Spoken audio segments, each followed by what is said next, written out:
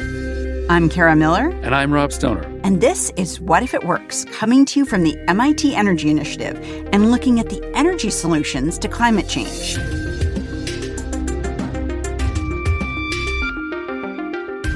And today we're joined by a researcher and entrepreneur who's not afraid to swim against the tide. There's a lot of fantasy around climate change and the sense that if we can just really focus on developing renewables, that will solve all of our problems. Desirée Plata argues, yes, absolutely, develop renewables. But that's not where the conversation should end. We need to have a plan that kind of gets us to that renewable future and does it in a way that minimizes emissions from our current practices. We can't escape our current practices. So I come from the great state of Maine, and there's a phrase there, you can't get there from here. When you ask someone directions, you can't get to that renewable future from the state that we're at right now without going through a transition. A transition that, as we'll discuss, may involve making carbon dioxide. Today, a conversation with Desirée Plata, Associate Professor of Civil and Environmental Engineering at MIT and the co-director of the MIT Climate and Sustainability Consortium. Desirée, welcome. Good to see you. Good to see you, too. Nice to see you, Desiree. So I'm just going to start with kind of a big provocative statement that you made not long ago. So this is a quote. We can sit here today and entertain the fantasy that coal-based energy is going away, but I can tell you that is not the reality. So I heard you say that in a talk, and I think a lot of people would think like, wait, what? Aren't we phasing out coal? Aren't we sort of almost done with that? What is the reality and what's the fantasy? Yeah, for sure. I mean, the reality is that coal is not going away at the rate that people imagine. And really one of the big drivers for that is the fact that China and India are experiencing enormous economic growth, and that growth is underpinned by the extraction of coal in those nations. We have a perception here in the United States that coal is going away because of the natural gas boom, actually, which displaced a lot of coal use. But even here in the U.S., coal is even undergoing a boom, actually, since the Russia-Ukraine conflict. The prices of coal have gone up. The reliance on coal is here, and that's necessary to meet our energy needs. So while we'd like to be going in the other direction, we're actually not. So then when you look at that landscape, people assume coal is sort of on its way out, but you're saying really not as far as you can tell, not the story the numbers tell, right? Yeah, that's not the story the numbers tell. Now, I'll say that lots of listeners are going to go Google this right now, and you can find charts that will forecast the disappearance of coal through time. And you can look at coal for energy production decreasing, and it looks like it's decreasing all over the world. That's just not the reality in a couple of very large holdings. And again, China, India, Indonesia, all extracting coal at fairly high rates because it's necessary for their economy. It's also talked about as socially just, right? So why should we tell other nations that they cannot use their domestic energy? Why should we tell them that they can't experience economic growth? And so there's a bit of a social element tied into it, that it's not just about access to energy, but access to domestic energy and enabling their populations to experience the same prosperity that we've benefited from in the United States and in the European Union. So as somebody who wants to mitigate climate change, when you see that story with coal and you see the numbers and you understand the trajectory, what does that say to you about what you should be doing? Yeah. What we all should be doing. We all should be doing. I mean, what it says to me is that we're going to have to be pursuing carbon removal strategies, carbon emissions reduction strategies, both for carbon dioxide that's released during energy generation at large point sources like power plants, but also geologic sources of methane that are emitted anytime you open up a coal mine. So thinking about those emissions terms in a very serious way and trying to develop novel strategies there. I also just want to say for a minute, to give credit where it's due, that China and India have installed enormous amounts of renewable power as well, and they should be celebrated for that. So it's just that the pace of growth in these very large populations is enormous and requires the utilization of that coal as well as the renewable energy sources. So while global growth in renewables is faster than the global growth in fossil, our hunger for that energy outpaces our ability to install renewables. And that's what keeps us pinned to coal, or one of the things. China also has different problems from countries in the sense of, having not very many other resources to rely on. They don't have natural gas. But they've also got this very industrialized economy and a concentration of people in big cities and terrible pollution problems. I mean, a lot of the really bad pollution days we see in the world are either in northern India or in China. The Chinese have transitioned rapidly toward electric vehicles over the last couple of years, and they're still racing ahead. Yes, and you hear about like BYD and these vehicles that we don't have in America because of tariffs, but like that are competing in many places with the Teslas of the world. Yeah. So it does seem like they're the leader in solar. Well, they're coal-powered cars. But it sounds like there's all of the above. Like, yeah, there's coal, but yeah, they are. It doesn't negate the fact that they are doing a lot with solar. They are doing a lot with electric cars. Yes, that's right. Yeah. And so I just want to acknowledge that it's not some ignorance of climate change that is driving these decisions. It's really that drive towards more prosperity for all of their citizens and domestic availability of coal resources. And in India in particular, coal really underpins many facets of the economy. So the coal that's moved on the trains, that subsidizes the movement of the people who move by train in order to get to work. And so it's all kind of really embedded in how the base of the economy is structured. Rob, I know you've spent a lot of time in India. I feel like people sometimes in the U.S. will think, well, can't people in countries that are developing now skip some technologies, like skip the kind of dirty technologies that we went through and get right to the clean ones? In some measure, yes. But one of the challenges with transitioning away from coal is that you're transitioning from a very, very energy-dense medium to, if renewables in the form of solar and wind, one that isn't very energy-dense, one that takes up a lot of real estate, both in India and in China. I think there's a certain amount of growing public pushback toward building these very, very large solar arrays and windmills in places where people can see them, along with the transmission lines that bring that power to market. So they're making great strides in other areas as well, particularly the Chinese, with the development of nuclear technologies. And they just announced very recently that they've built and operated the world's first so-called pebble bed reactor, which lends itself to very efficient use of uranium and very high temperature nuclear reactors. They're building a lot of advanced reactors as well, far more than we are. So they're trying these other directions that work for them with their large populations and lack of land and more contention for land than we have. But it's a really hard battle. They're not cheaper, and they take a lot of capital.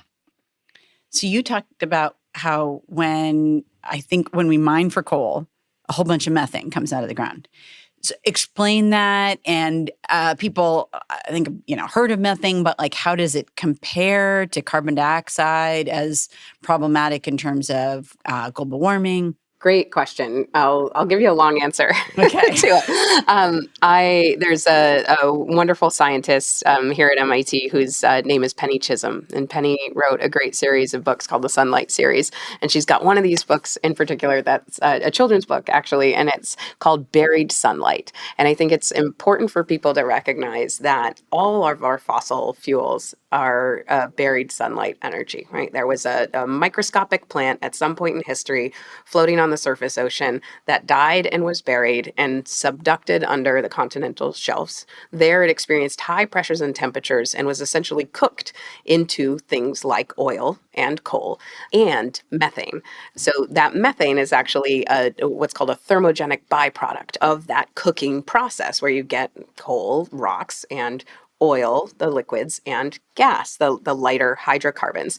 And so it's there in the coal bed formation. It's there when you extract oil. It's a naturally occurring geologic thing. And when you open up a coal mine, there's going to be methane there. Now, and it just escapes into the air. And it just you is- like open up the ground. People think like strip mining or something. You just open up the ground and it just goes up into the air. That's right. Or even if you dig a hole into the earth, and some of these mines can be miles below the earth's surface, you can functionally think of them as networks of cities, almost like connected subway systems that are deep within the earth. They might be a minute's long elevator ride to get to some of these coal mines. So right away, you're hearing energy intensity. You've got to get fresh air down there for the miners to breathe. You've got to make sure that methane doesn't accumulate to levels where it's going to be explosive and present a big safety risk to the miners themselves. And so in order to mitigate that risk, they pull air out of the mine to create a negative pressure that pulls fresh air in from outside. And that is called ventilation air. And that ventilation air is laden with methane. Now, those ventilation air shafts are moving air at astronomically high rates. So it can be on the order of a million cubic feet a minute. That's something like 10 tractor trailers going past you in 6 seconds. It's an enormous volume of air. And again, that is done in order to make sure the miners can breathe and to make sure methane doesn't accumulate to explosive levels. It's a safety measure. That ventilation air methane is responsible for a large amount of atmospheric methane emissions. And while not all mines are ventilated, some are surface strip mines. So I can't give you a good breakdown of which is coming from that ventilation air and which is coming from the strip mines, but we know it accounts for somewhere around 50 million metric tons of methane annually. The atmospheric growth term for methane is around 20 million metric tons annually. And so if you could get just less than half of global coal mines to adopt a technology that destroyed that methane, you would stop the accumulation of methane in an instant, with one technology. And then the atmosphere can start to clean itself through natural processes. So you're saying you get back to the natural rate of evolution of methane at that point because you're removing the anthropogenic source. Almost, at least for coal mining. Yes, there are many other anthropogenic sources of methane. Methane is really short-lived in the atmosphere. Its half-life is on the order of about 12 years. And so what that means is if you could at least stop dumping so much methane into the atmosphere, you'd see a really fast cleaning process occurring where that methane is being destroyed by natural processes. Now, tell us why we should care about methane. Yeah. Carbon dioxide is what we hear about. You hear about carbon dioxide a lot. Yeah. So in carbon dioxide equivalence, which is kind of the term that you hear about, methane is about 120 times as warming as CO2 instantaneously. Wow. Yeah. So why don't we talk about methane more?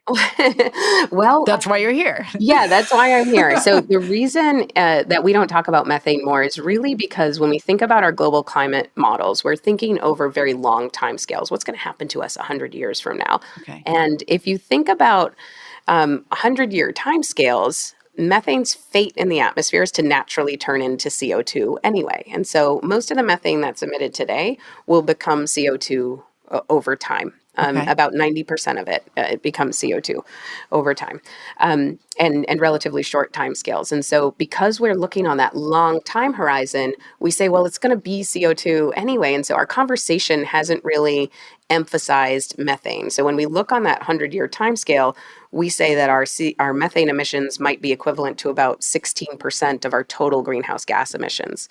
When you look on the 20-year time scale, our methane emissions are equivalent in total warming to CO2.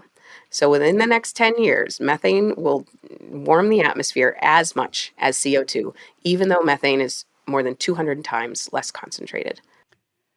Okay. So, but if methane is going to become CO2, why is it so why don't we just sit around and wait for that to happen? Like, what would be your argument for no, let's get on this now? And why is it so much more warming than CO2 if it's just going to become CO2? Yeah, really, really important question. Yeah, so I like to say CO2 is a low and slow warmer. Okay. So we could drop CO2 emissions to zero today, which would be great. Yeah. But the atmosphere wouldn't feel it for 50 to 100 years because it's accumulating over time. Methane does its damage right away. It's a really potent warmer, and then it slowly turns into CO2 in the atmosphere. If we could accelerate that process, that's going to happen anyway, and get methane to become CO2 really quickly, it wouldn't get a chance to warm up the atmosphere the way that it does. That would allow us to change the rate of climate forcing that we're going to experience in the next 2 decades. That could potentially save us from passing so-called climate tipping points, which people might have heard about. So as we warm the planet, the rate of release of natural sources of methane actually increases. And so if we can pump the brakes on climate change, we could potentially reduce the amount of natural methane emissions that are going to occur in the next several decades. Now, some estimates say that if we drop anthropogenic emissions, man-made emissions, by 50% by 2030, we could save a half a degree warming by 2100. It's actually the only gas that does that. Again, modulating CO2 today doesn't change the rate of warming. It changes the absolute amount of warming that we're going to experience. And methane's the only thing, the only greenhouse gas that will change the rate of warming in our lifetimes. I think it's important to also get your head around the fact that it's not equivalent to the same amount of CO2. I mean, so you'd only have to remove or reduce CO2 emissions, direct CO2 emissions, by a relatively small amount to compensate for the additional CO2 that's entering the atmosphere from the degradation of the methane. Yeah, you got it. So methane emissions are measured in millions of metric tons. CO2 emissions are measured in billions of metric tons. Okay. And so you can convert a lot of methane into CO2, and it doesn't end up being a big input term. It's like a minuscule contribution to global CO2 emissions. And again, that's what was going to happen to it anyway. Methane was going to become CO2. All we're doing is trying to accelerate that process so that methane doesn't get a chance to warm the atmosphere. But turning it into CO2, I think it's important to underline this, helps to mitigate global warming. That's right, yeah. Not what you'd think. Right, not what you think, right, because you hear about CO2 being so bad. And just to put some numbers on it, you could take half of the atmosphere's methane and convert it to CO2. And the CO2 concentration in the atmosphere would go from around 423 parts per million to 424 parts per million, right? It's a little blip in the CO2 contribution, but it saves you 16% of climate forcing over the next 100 years. It's a huge, big deal. So I think we should talk about how you would do this. But Rob, I wonder, I mean, you've seen so many people developing so many technologies around climate change. Is Desirée unusual in talking about methane, and B, creating carbon dioxide? Well, she is, but in a good way. I mean, Does she stand out? This is a very pragmatic perspective. I mean, there's no question about it, and it's a very healthy one. And I have to say, it's not an unusual perspective at MIT, but this is looking coldly at the numbers and saying we could do this and have this very large impact relatively quickly, and we should do that. But we also have to get on the CO2, and I think people appreciate that as well. And I don't think you're in any sense arguing that we don't. That's right. And I think people get really confused about that. They say, why coal, why CO2? And I would love to see renewables expanded as quickly as possible. I would love to see us get away from fossil energy sources when and where we can. And we definitely need to get control of our CO2 emissions. That's absolutely important. But the reality is that we're going to have these emissions. And if I can do something to stop that accumulation, I'm not too proud to engage in that activity. Yeah. So you're not just telling an interesting story, though. I mean, you are an environmental engineer. You're doing stuff. Yeah. You're researching it, but you're also getting involved as an entrepreneur, right? Tell us about that. Yeah, sure. So on the methane front, we're standing up a company that's called MoxAir. So we're trying to oxidize methane in the atmosphere, or at very low concentrations. And we're just founding this company, and it's really the product of several years of research that we've been doing at MIT, and we'd like to get this into the hands of coal miners and others who have low-level methane emissions all over the globe as fast as we can. And this 2030 target is aggressive and on purpose because we really need to stand up these technologies in order to see that warming benefit to change the rate of climate change. So we could get the Indians and Chinese to use this technology far less expensively than to pay them to switch away from coal, for example. I mean, it's again, we're all going to get into trouble for this. We're all going to get into trouble for this. Yeah, no, that's right. I mean, it would be really lovely if we could get the technology adopted in China and India. There are a lot of hurdles to that. I will say that, there's really great people working in the governments on both sides who are trying to make this happen and to make it happen in a way that's economically incentivized, if not politically mandated. And there are lots of barriers, and so we continue to try to be part of that conversation. I'm very tired most of the time. I take every phone call. I hope I don't get a lot of phone calls because of that. But yeah, I mean, if somebody calls and says, "How can we think through how to remove barriers here?" We try to engage on all fronts, and having a commercial entity is part of being able to do that successfully.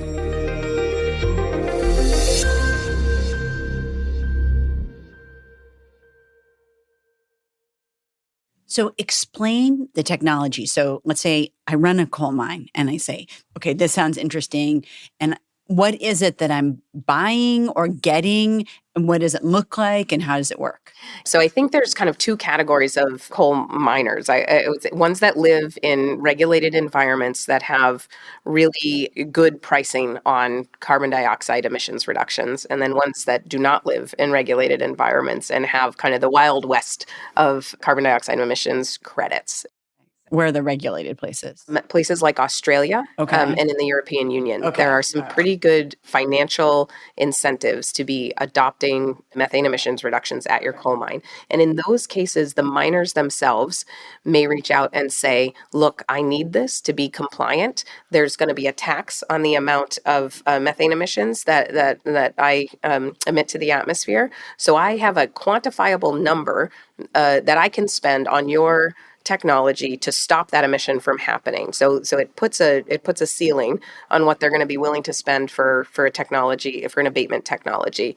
They're also allowed to sell that abated methane into global carbon markets. And so it's kind of a win-win. The technology can pay for itself on the order of 3 to 5 years in those cases.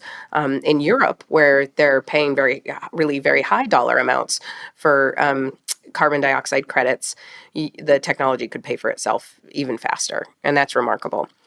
In the United States, we don't have the benefit of a really well constrained market for voluntary carbon dioxide market, and what that means is that there's no reason a coal miner would want to buy this technology. Why would you, right? You've got to disrupt your infrastructure. It costs many millions of dollars to install the thing. We're talking about modulating the warming rates of the atmosphere. It is big stuff. And people need to recognize that it is going to cost a lot of money to build the thing to start with. This is a big filter that goes on the end of the fan unit that I described earlier that's ventilating the mine. And then we warm that unit up and it starts destroying methane. And that's great. But there's a risk to the coal miner saying they want it because now they've got this big piece of infrastructure there. So in those unregulated spaces, there are actually third-party developers who will come and say, hey, coal miner, I'll cut you a deal. I'll pay for all of this infrastructure, and I'm going to give you a few bucks, on the sale of the carbon, and I'll keep the rest to pay for the unit. And so we're having to be creative about how we deploy these, and really rely on miners saying, okay, I'll take the risk. It's one of those things I feel like also where expensive is a relative term, right? Like it may cost millions of dollars it sounds like, to install, right? But on the other hand, it costs billions or trillions of dollars to clean up after storms that like ruin everybody's house. And so you could argue it's kind of cheap if you can mitigate some climate change and therefore have to say, be able to save billions of dollars through like FEMA, and the things you would have to do to help people. Yeah. So I'm really glad you raised the point about extreme weather events. I think the number of billion-dollar storms has been steadily increasing over the past 20 years. I think it's up over 20 annually now in the United States. So the American taxpayer is already paying for climate change, and I would love to see us pay for mitigation efforts. I don't want to communicate false hope here. We are committed to a certain amount of climate change because of historic CO2 emissions and really contemporary methane emissions from the past 20 years or so. that amount of forcing will happen. But if we could spend just a fraction of those monies on climate mitigation efforts, I think they would go a really long way. We have to incentivize the adoption of these emissions reduction technologies. And right now, we're really not doing that very well. So there's, as you know, a lot of money, companies, venture capital firms, wealthy families out there thinking about this issue, caring about it. Is it hard for you to make your case because either A, this isn't like something people know what a solar panel is, or people know what an electric car is, and you're saying, well, this is this other thing, and you probably never heard of it. / is it hard to be like, here's what I'd like some money for to save the planet, making carbon dioxide. And people are like, okay. Well, I mean, do you ever get that? I do get that a lot. I think people can get their head around the carbon dioxide thing because if you look at the numbers, it's not a lot of carbon dioxide. That's what it was going to become anyway. A molecule of methane released always does more damage than a molecule of CO2 because it becomes a molecule of CO2. So if I can make that process faster and cut methane's ability to warm the atmosphere, people are really on board with that. What people don't like investing in is coal anything, right? They don't want to touch coal with a 20-foot pole. But the reality is that coal is here. Natural gas is here. It is not going away, and we actually need it to get us to those renewable energy systems and all of the infrastructure that we're imagining for the future. And so if we're in that catch-22, we had better damn be sure that we are minimizing the emissions associated with those fossil energy sources. And that's what I think people really, really struggle with. We want to be in that future, but we can't quite leapfrog to that future yet. There's a transition, and somebody's got to support that transition in a real and meaningful way, or else it's going to get a lot worse. And we got to get on this methane thing right away. So this is an appeal to all our listeners to there's a link below. Invest in Desiree's company. So this is not easy to raise venture capital funding for. Yeah, it's really not very easy, and I give a lot of credit to my partners at Moxair who've been working very hard to raise capital for this, and to the earnest folks who are willing to go into coal mines and say, look, this is how we can help reduce the carbon footprint of this process today, and that's a really important part. I think, Rob, you mentioned, we at MIT have classically tried to work with people to make more sustainable technologies and work with the technologies that are here today, including the fossil energy industry. And so that's what we've really been trying to do, like help us understand your problems, help us come up with creative solutions during this transition period to the future we want to, that all of us want to see, really. What about the other part of the fossil industry, the natural gas part of the fossil industry, basically the methane part of the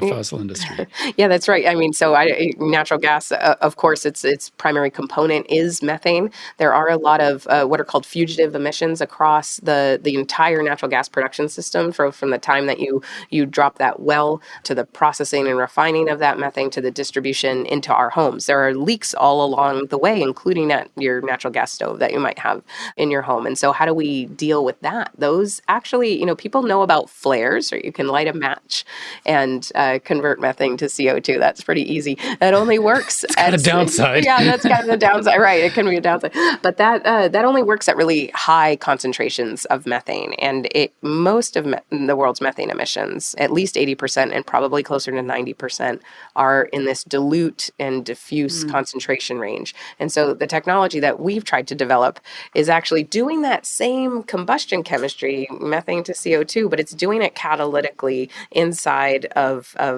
this porous clay that we've developed. So we've talked about a couple of things that you open up the ground for, right? Natural gas and mining coal. Another thing that you open up the ground for is to get metals. And we need those increasingly for these cleaner technologies that are part of a transition.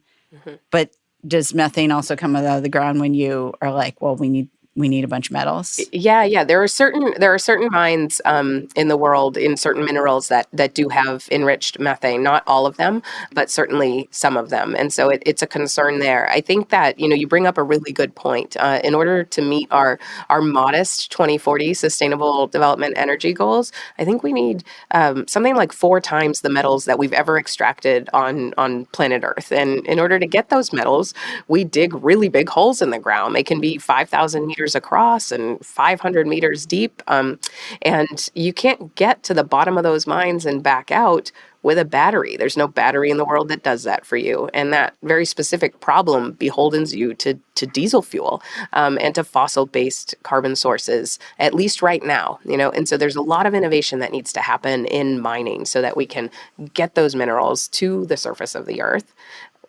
enable that renewable energy transition, but do it in a way that doesn't come with the really burdensome carbon footprint associated both with extraction as well as processing and refining those materials. I wonder, Rob, when I hear what's involved in mining metals that we use for, let's say, electric cars, I don't know. I wonder if you feel like that's a blind spot that people tend to have where they think, well, I bought an electric car and now I'm good because I'm sort of absolved. Whatever my neighbor with this gas guzzling SUV, is doing, I am doing none of that. Yeah, but it's more complicated. Yeah, really. Yeah. Well, when you get that battery in your electric car, somebody's mining nickel, probably from a soil deposit, a laterite deposit, in probably Indonesia or some part of Southeast Asia, and the forest is falling, and tailings are running into the ocean. And I sent a student to look around in Indonesia, where we have a lot of relationships, and we're working hard together just to see the scale of environmental damage, and it's horrendous. And that's just from the extraction of earth and exposing the material they want to digging.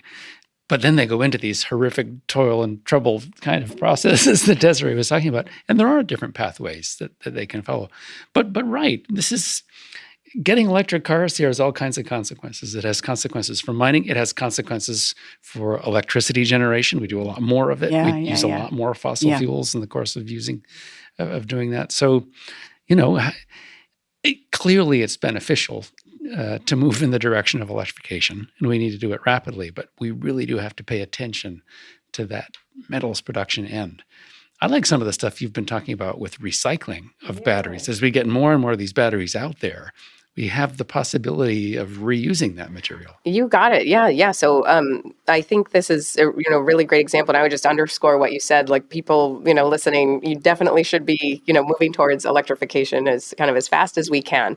And we're taking care of the metals problem. So I'll say, I had a prior startup company that spun out of my lab uses a technique called electro extraction. So we don't use the really high temperatures. We don't use the acids and bases. We use just a fundamentally different process enabled by nanomaterials, largely developed, during my PhD and afterwards. I was here at MIT.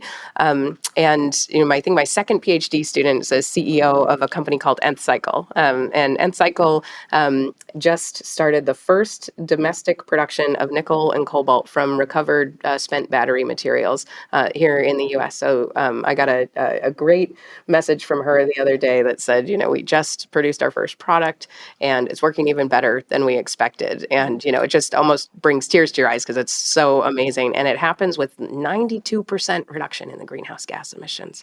Because you're using stuff that's already out there, don't need to go back into the earth, because we all have a bunch of stuff in our... Is this coming from like old phones, old computers, old whatever? Largely old batteries today, because that first generation of hybrid electric vehicles and full electric vehicles are starting to come offline, and we can take those spent batteries and reuse them. There are also lots of different metals. The technology really is very highly adaptable to lots of different metals in the periodic table. So you say send us your large volume e-waste, and we'll come up with a way to process it. And it's really fun. You can go to our development plant here in Burlington, Mass, and look through, just piles of of old materials. Data centers are another big one, so where you have concentrated stocks of lots of metals. That's great because the economics starts to work. And it's not just that we are not digging the hole, so to speak.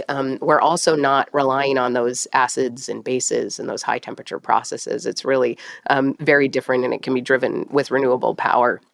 So it starts to decouple us and our mining supply from carbon emissions, like we were talking about earlier. You don't need the diesel truck anymore because you can use what you have already at the surface of the earth. The economy's growing, so we still got to get more. So I don't want to imply that it solves all your problems, but it's a really important part of the problem. And the technology is adaptable that it might even be able to go into those tailing ponds and other spaces in mining. Yeah. So we're not going to recycle our way out of the problem in the short term until we get so many cars out there that we're sort of in equilibrium. We're bringing in as many batteries and recycling them as we're putting back into cars. You got it. Yeah. So it's decades away, but it's still helping now. I mean, it means that some amount of environmental destruction doesn't take place because we're separating that. Yeah, that's right. And if you're a synthetic chemist or material scientist and I gave you a pile of used goods to use, you would look at me like I was insane. So you'd say, I want the 99.9999% purity. And what we're, engaged in some research that's showing that you actually can get away with a little bit less. You can use recovered materials. We can produce a very high purity product. I should be very clear about that. But because of that, you can actually reuse it. And there's very little the product performs. And performance is absolutely key. We're pursuing not just more environmentally sustainable technologies, but ones that work best in class. And so that's, I think, an exciting outcrop and really a very new area of research that needs to be further explored. Do you, we've talked about a lot of complexities to climate change that people don't necessarily think about. Do you worry about our ability to address climate change or transitioning energy sources if we can't talk about those complexities? I just wonder what you see and how you feel about that. Oh, yeah. I mean, there's a lot of fantasy around climate change and the sense that if we can just really focus on developing renewables, that will solve all of our problems. We absolutely should be developing renewables, and it is where we need to be going, but it doesn't solve our near-term problems, and ignoring the transition will make it worse. We need to pay attention to the reality of the situation. We need to have a plan that kind of gets us to that renewable future and does it in a way that minimizes emissions from our current practices. We can't escape our current practices. So I come from the great state of Maine, and there's a phrase there, you can't get there from here. When you ask someone directions, you can't get to that renewable future from the state that we're at right now without going through a transition. There's risk associated with that. There are strategies we can deploy, and we should be deploying them. And then failure to talk about them is only going to handicap us in pursuit of those goals. How does that affect your level of optimism about what's ahead? Yeah, I mean, I am ever the optimist. And I guess to give a specific example, when I was starting grad school in this place 21 years ago, I had to explain to people why they should care about the environment and why it should be embedded in their innovation practices. I don't have to do that anymore. No, but definitely was not the instinct at MIT 21 years ago. Oh, for sure. Why would you do that, you foolish person? And now people come to me and say, we would really like to pursue this. And how can we do it systematically, quickly, cost effectively, and potentially even at a cost benefit? And I think that that's the transition that we're part of right now that I'm really excited to see, is that caring about the environment actually shouldn't be a filter or a patch or an economic cost. It should be an opportunity. And if we can kind of adapt our practices and value the environment and yes, take a little bit of time, but leverage all the innovation that's going on, I think that we can get there. The methane mitigation strategy you're talking about, say if we just think about the mine example, is looking at a concentrated source, but not a pure source of methane. It's mixed with air and other gases that are coming out of the mine.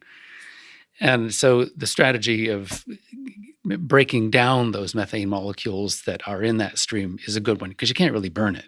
Yeah. But if you can burn it, isn't the smarter thing to do to aggregate a lot of small leaks and burn them, make electricity, and release it as CO2 into the atmosphere? Yeah. How do you think about that? A lot of people love that idea. And that goes into the calculation where people say you could actually make money by stopping these diffuse leaks. A lot of these diffuse leaks happen in really remote regions where there's no infrastructure to do that concentrating. And by the time you built it, the leak will be gone. Right? Like, these are transient in time, they're transient in space, they're in remote areas. So that's another kind of bit of fantasy that I think is is a little bit dangerous. We need to have alternative strategies to finding and abating those leaks, and destruction can be a very important one. We are, just taking these methane molecules and breaking them apart. The cool thing about that is even when they're at really low levels, they still release heat. There's a lot of heat, right? Yeah, there's a lot of heat there. And so if we're at a coal mine and the air is moving itself, there's actually enough methane there so that we just heat our reactor up once, and then it's self-sustaining. It's carbon abatement for free, which doesn't happen very often. So the cost goes way down, the energy requirement goes way down. That means a better net greenhouse gas reduction term, because you're not requiring lots of thermal energy to destroy that methane molecule. So it's exciting for those reasons. It's a really different type of carbon emissions reduction. Desirée Plata is a professor of civil and environmental engineering at MIT. She's a multifaceted entrepreneur. Thanks so much for being here. Thanks for having me. What If It Works is a production of the MIT Energy Initiative. If you like the show, please leave us a review or invite a friend to listen. And remember to subscribe on Apple Podcasts, Spotify, or wherever you get your podcasts. You can find an archive of every episode, all of our show notes, and a lot more at energy.mit.edu/podcasts. And you can learn more about the work of the Energy Initiative and the energy transition at energy.mit.edu. Our original podcast artwork is by Zeitler Design. Special thanks to all the people at Mighty and MIT who make this show possible. I'm Kara Miller. And I'm Rob Stoner. Thanks for listening.